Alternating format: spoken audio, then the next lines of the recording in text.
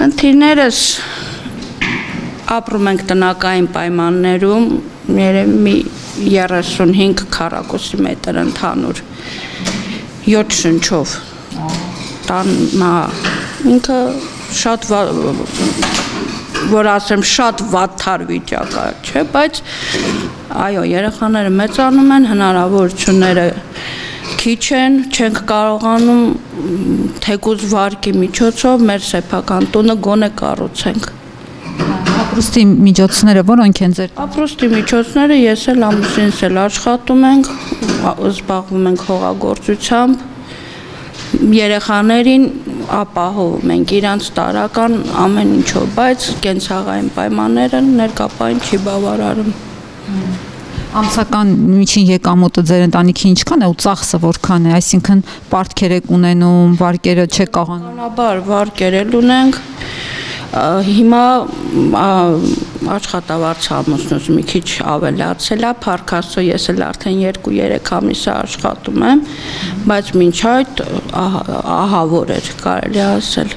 ստանում էր մինչ այդ ստանում էր 170,000, դել մնացածը դուք ինձ թվում է ունեք 5 երեխա։ Ունենք 5 երեխա, որից միայն մեկն է նոր չափահաս դարձել, մնացածը հա դպրոցական տարիքի են։ Իսկ ո՞նց է կարծում դուք Գեղանուշի հետ կյանքը կապում եք, այսինքն հեռանկար տեսնում եք ձեր երեխաների համար։ Հեռանկար երեխաների համար բնականաբար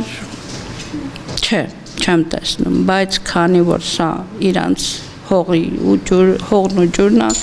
իրանք էլ իրանց ուրիշ տեղ չեմ պատկերացնում։ Այդ չափահաս զավակը մտադիր է սովորել ինչ որտեղ, ինչ որ մասնագիտություն։ Կապային Թումոյում սովորում է, ինքը մտադիր է անիմացիայով զբաղվել, ներկապային Թումոն աջակցում է, սովորում է, հետագայում արդեն ինքը կշարունակի իր ուղին ավելի բարձրագույն հաստատություններում։ Այսինքն ձեր ընտանիքի հիմնական խնդիրը տան ծածկ ունենալն է եւ բնակարան ունենալն է, որովհետեւ ինքը փայտաշեն տնակ է ու չի եթե ձմեռվա սեզոնին առավոտը ճիրիկուն վառարանը չջերուցվի, բնականաբար ցուրտ է սառում տունը։ Իսկ համայնքային իշխանության դիմել եք, դիմումներով նամակներ գրել եք, ինչ են պատասխանում։ Ասած չեմ դիմել, չգիտեմ։ Դա ճիշտն ասած Կարմիր խաչից